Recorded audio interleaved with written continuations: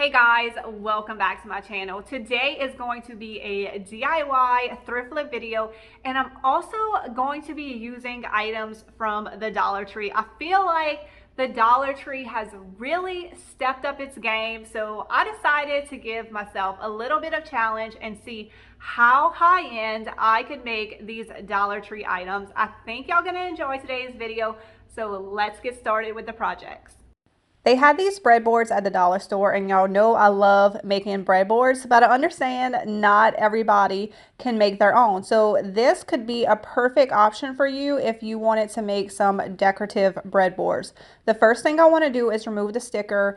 I like to do this with a heat gun. That way it doesn't leave any sticky residue. It comes off cleanly, and it is great for thrift store stickers as well. And I'm going to remove the twine at the top as well. This is just a scrap piece of wood, and I cut it down to the length of the breadboard. I'm going to take some wood glue, or you could use hot glue or whatever glue you have on hand, and I'm going to glue it to the bottom of my breadboard, about 1.5 inches from the bottom. While waiting for my glue to dry, I'm going to take these wooden planks from the Dollar Tree and I'm going to cut them down into 4 different pieces. Now, I actually cut these too big, so when I went to put them together on my board, it didn't fit. So just make sure you actually measure. I did go back later and cut them down. You'll see they'll magically be smaller, but I want to age the wood. So I'm using just some antiquing wax and some water, and I'm going to put this on my wood, and as you can see, it gives it a nice age look. If you have wood stain, you can do that, but I prefer this because it dries to a nice matte age look, and it also dries very, very quickly. Also, do not forget to do the sides of your wood because it will show. Now I'm ready to paint my piece. I'm going to be using Fusion Mineral Paint in the color Everett. Y'all, this might be the most beautiful green I have ever seen. It looks amazing with wood tones. You will see in the end how it all comes together. I think it's a color not only great for fall, but this is definitely a color I would have in my house year round. It is absolutely beautiful. And this paint has amazing coverage. I only had to do 1 coat of paint on the entire board. Now I'm going to go back to my wood pieces that magically got smaller, and I'm going to be using the IOD letterpress stamp. I love this one because the type is smaller and you get 3 different fonts, so you can get lots of use out of this stamp. So I'm going to spell out the word fall. I'm going to be using IOD ink in the color black, and I'm just going to take my thin mount. I'm going to pick up my stamp, and then I'm going to ink it up with my ink, and then you just push it down on the block and you have a perfect little stamp. I love stamping because it just gives it this old vintage look that I absolutely love. I always like to add twine and greenery to the top of the breadboards that I make. So that's what I'm going to do on this one as well. I love the twine from the Dollar Tree. It is my favorite. I buy it by the case. So I'm going to wrap it around a lot of times just to create a lot of texture up here. And then I'm actually, instead of greenery, I'm going to take some sprigs of cotton and put on here.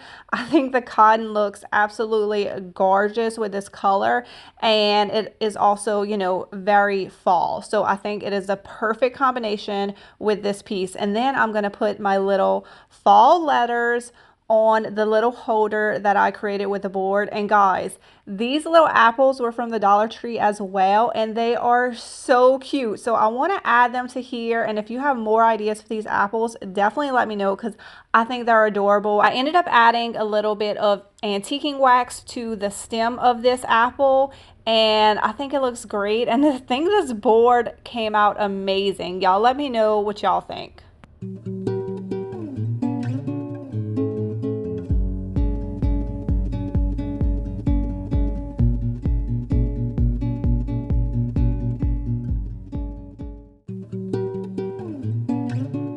I purchased 2 breadboards from the Dollar Tree, so I want to use both of them. This one, I cut the edges down. That way I had a long, skinny board. I just used my miter saw for this.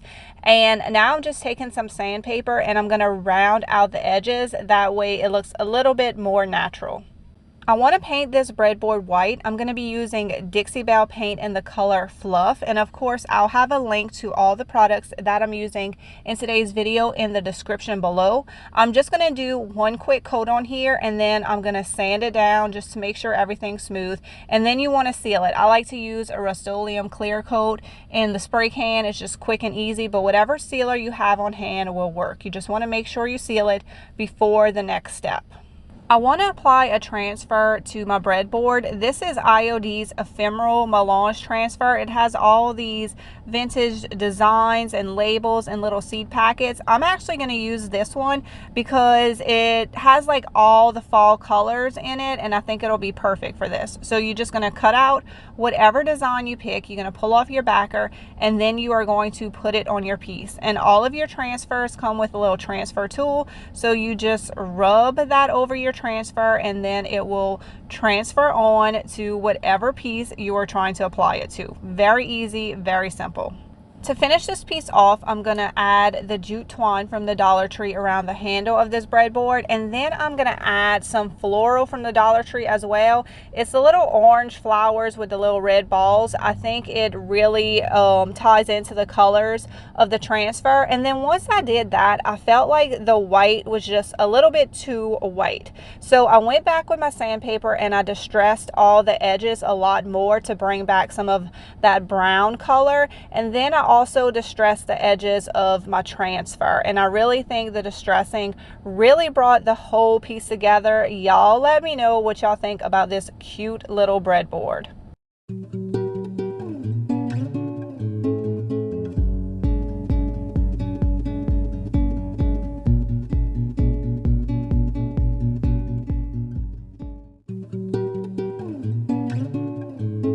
I love putting seasonal shelf sitters out with my year-round decor. You just put a few of these things out throughout your house, and it looks like you have decorated for the holidays. So we are going to take this little shelf sitter pumpkin from the Dollar Tree, and we are going to make it more my style.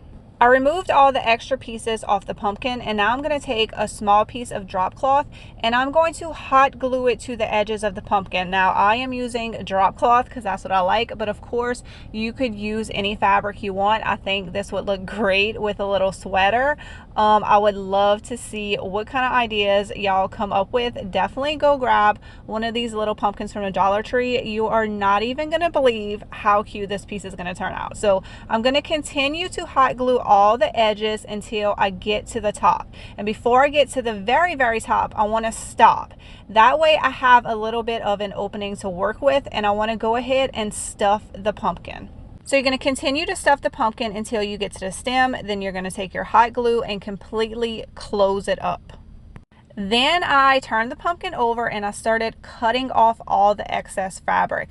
I did leave a little bit of extra fabric because what I'm going to do is I'm going to take some sandpaper and fray the edges. So if you wanted an even more frayed, distressed look, then at this point you would leave even more fabric. As you can see, I just left a tiny bit, and you definitely want some good fabric scissors to do this. That way you can easily cut your fabric and all the little edges. The drop cloth will naturally distress over time, but if you want to help it along and have that look right away, all you have to do is take a little sandpaper and rough up those edges, and then it perfectly frays your drop cloth fabric. Now it's time to embellish the pumpkin, and there's definitely so many things you could do to this. You could apply a stamp, you could apply a stencil. I'm just going to add some twine and some greenery to my pumpkin. So I added a little bit of twine, added a bow, and I added that little piece of raffia that I had taken off the original piece. And I just felt like the stem was just looking way too tiny. So I looked around and looked at what I had, and I decided to go ahead and stick the roll of jute twine on the top, and it fit perfectly, and I kind of think it looks adorable. Y'all let me know what y'all think. And then after I decided it needed a little bit of greenery, so I added some lamb's ear, which I think lamb's ear just makes everything look high end. And I am really excited about how this piece turned out. I think it is absolutely adorable. Definitely does not look like it came from the Dollar Tree.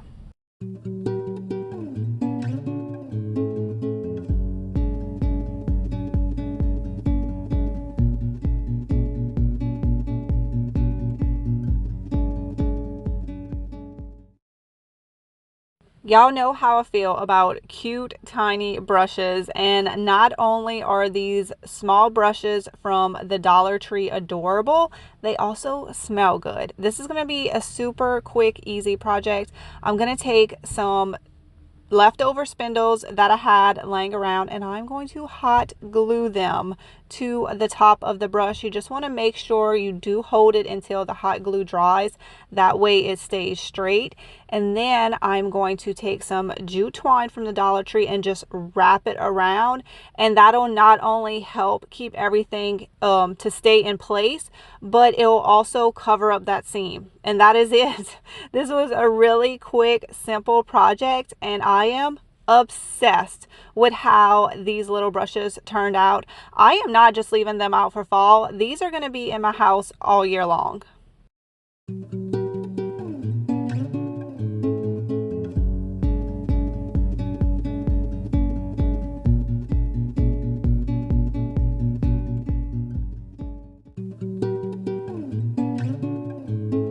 All right, I am so excited to show y'all this project because I cannot wait to see what y'all reaction is. So you're gonna need 2 packs of the jute rope. So 6 spools of twine all together. You're gonna put it in a circle. Then you're gonna take a chunky spindle and stick it in the middle. Then you're gonna take another piece of jute twine and just tie everything all together. Now the spindle wasn't quite chunky enough, so it was a little bit loose in the center. I don't want to hot glue anything together because I want to be able to take this apart and use all the pieces later on. So I'm going to stuff some drop cloth in the center, and that really helped hold everything in place. And then I'm going to take one of those burlap leaves from the Dollar Tree, and I'm also going to stick that in there, and then I'm going to stick some lamb's ear in there. I just kept, putting different stuff in until I got the look that I wanted. And then on the front, I added a little cream colored bow, and I think it looks adorable. Does it look 100% like a pumpkin? I'm not sure, but it is 100% adorable. Y'all please give me y'all reactions on this piece. I really want to know.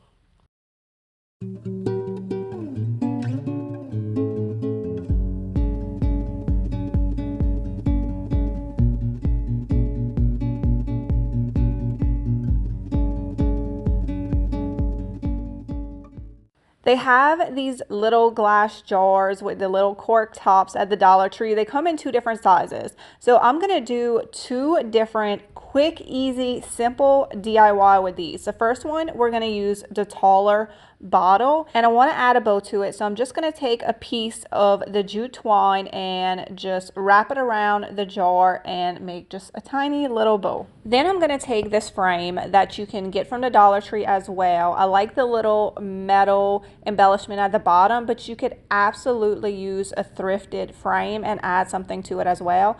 And I'm going to take this glass jar and I'm going to hot glue it to the side. It is as simple and as easy as that. I'm going to add a sprig of greenery in it, and I'm going to put a picture in here, and this project is done.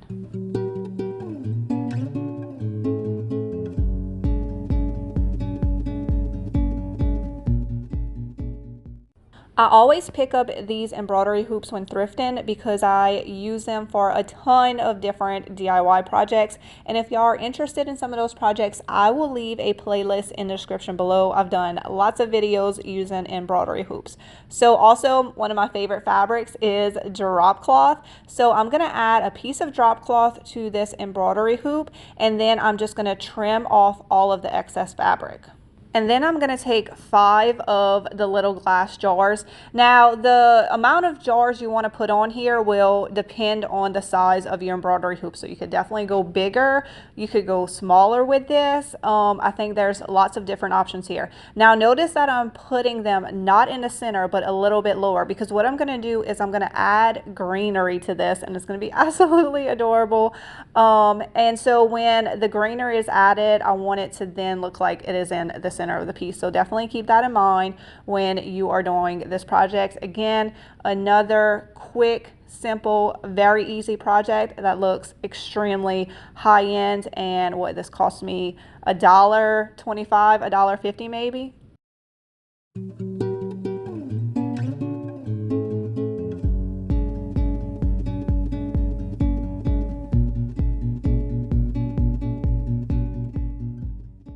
Some of the things that I use for staging my pieces, I actually created in some fall videos last year, like these amber glass jars and this cute little burlap hanger. So I will leave a link in the description below to those videos if y'all would like to check them out as well.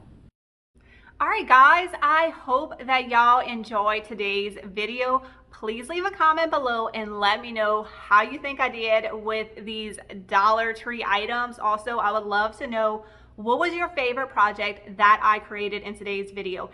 If you love these sorts of videos, make sure you subscribe to my channel. And if you're new here and would love to see more videos like this, I will include a whole playlist right here for you to go ahead and watch. Once again, I hope y'all enjoyed today's video.